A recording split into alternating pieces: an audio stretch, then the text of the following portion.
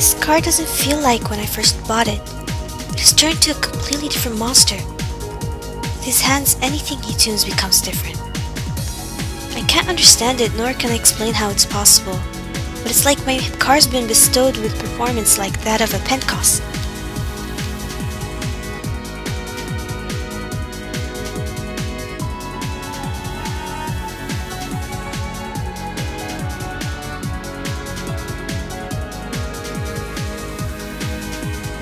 Quite surprised that despite the 700 horses I placed in that 370Z, she's able to drive pretty well. Not that I'm undermining a female's capability of driving such a monstrous vehicle, but how she drives it. It's as if she could see the very front and edges of the car. Simply amazing that she's able to drive it as if she's straight from the professional circuit. No wonder she was chosen.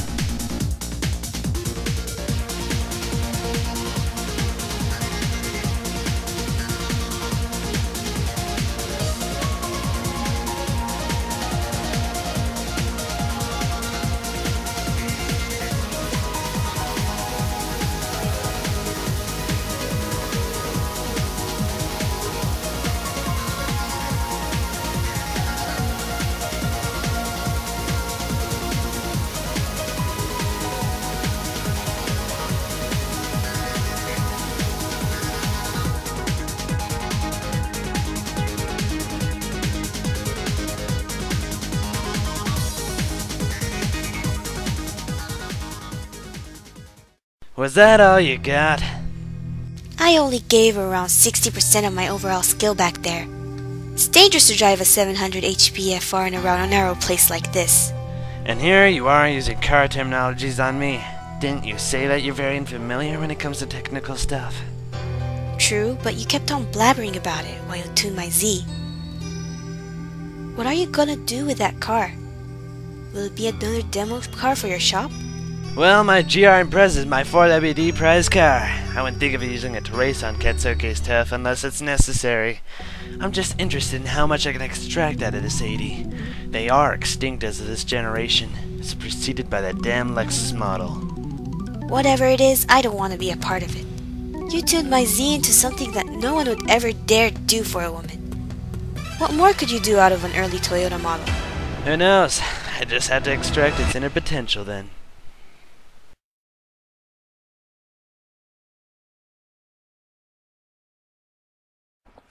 Money, sex, power. The three things that everyone desires in this system. Sore daikirai.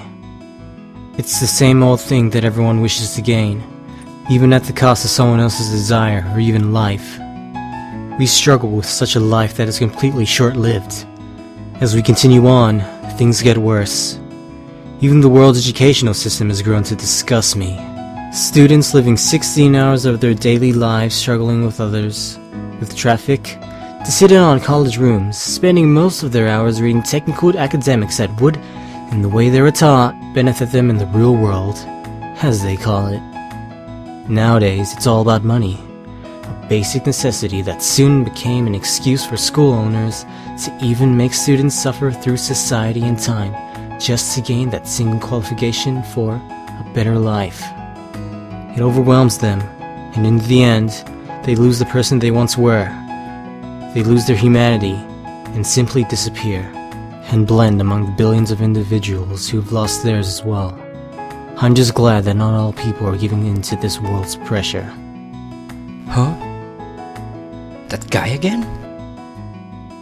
There is one individual I know who kept a childish oath as to this day. Did not change despite the world changing. That's what got me intrigued about him. A second ago he was... I could have sworn someone was watching me.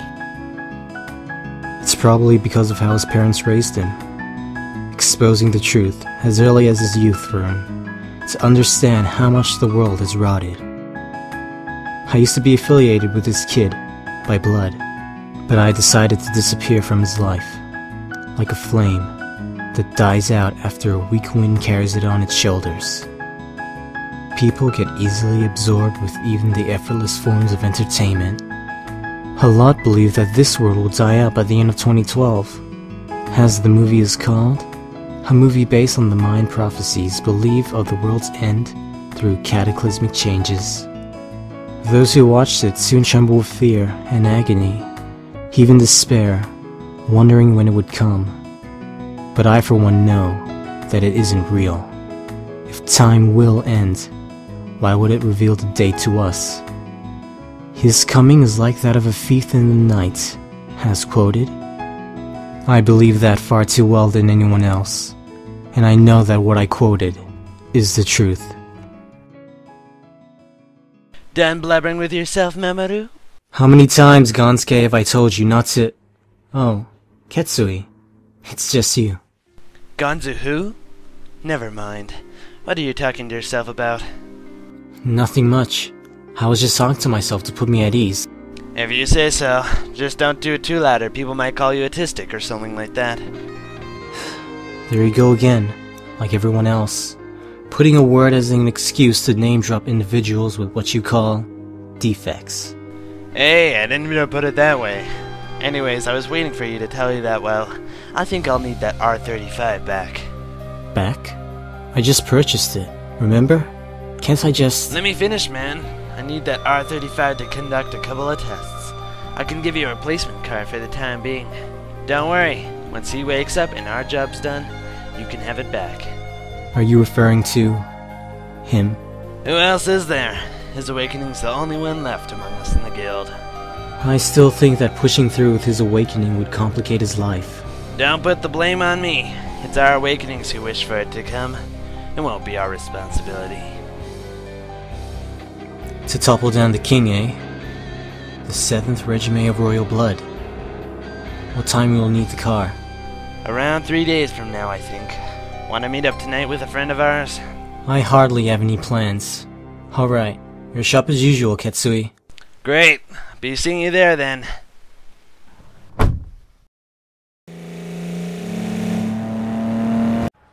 Royal Blood was an ancient forgotten guild that we became a part of. We're not related to each other in any way that made us part of this group. We were just invited to become them. It sounds very superficial, but we then accepted this providence. Divided among ranks, we are considered the Hidden Four. After the 7th Regiment, we considered the abolished clan. The Rook, Bishop, Ace, and Joker. Arishi, Ketsui, Akane, and myself, respectively. A combination of chess and card names became our aliases among this guild. I still can't remember why I decided to accept this fairy tale. Probably because I lost all hope with this current system, waking up every day in a society that became putrid after time. I'm just sick of it. That may be the probable reason. I can't even answer even for myself, though that he's part of it as well. Yep, the Veilside body kit should be the best for this speed monster. Making great use of this 80s L6 in the one gun of all places. Needs a very aerodynamic body to utilize every ounce of speed it has. Akane! Glad for you to come by. Didn't expect you to be this early, though. There are no shoots this morning, so I just went for a coffee. Is this the car from... Yeah, just reinforced the entire body. I'm planning to replace the tower and strut bar through the harder but refined compound to make sure it's fully reinforced. Sometimes I wonder why I don't get bored with your jibber-jabber. If you're bored, then you should be driving that Z of yours in the first place. Aren't we waiting for anyone else? Looking for me? Keisuke, it's been a while. Akane-chan, looking perky as usual. It's not hard to identify you from a distance, you know. Anyway, Yamamoto, I've decided to bring the car here as you asked. Are you sure you wouldn't want to give it later or so? I'm fine with whatever I drive, as long as it's either an R or a Sylvia. Why settle for the S series, my friend? Just your luck. Your replacement is also an R. I just tested last week. Tuned it to feel like your R35. Power input is even the same. Had to increase the weight a bit with the overfenders. Help with the 35-like performance. It's not finished yet, though. So, this is the car I'll be using? Want to take it for a spin? You know you want to. I'll even throw Akane in as your passenger. Try not to scare her. It's alright with you, right, Akane? Fine, whatever you say. Better than to listen to your heart to remember terms again. Feel like my R35. Huh.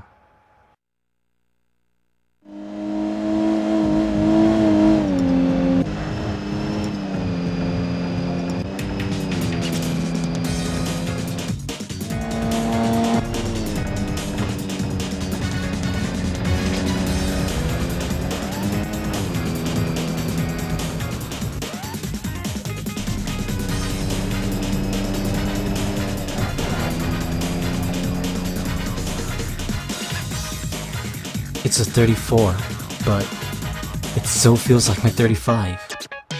I'm always amazed with Ketsui's tuning. He's amazing. With a few minor or major changes, he's able to change the car's personality.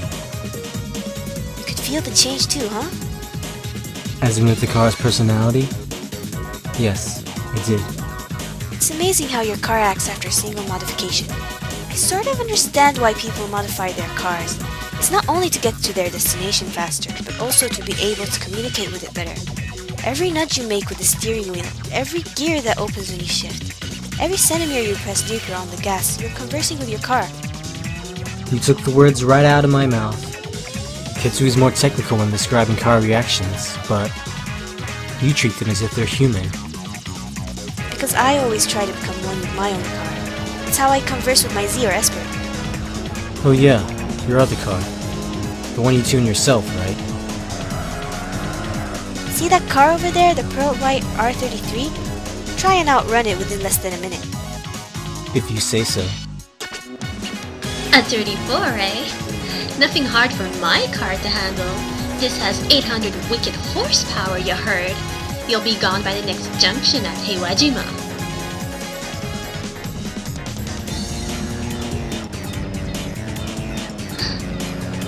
A gold skyline? That 33 is too reinforced. I bet he even tuned the suspension to understeer more.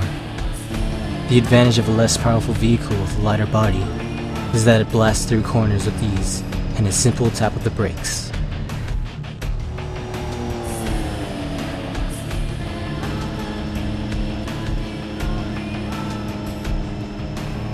Say, Kesuke, did Ketsui say how much this car is making? Just by the tone itself, 650 horses on the wheels. Not bad. You impress me with your driving. You're always calm even beyond 100 miles per hour.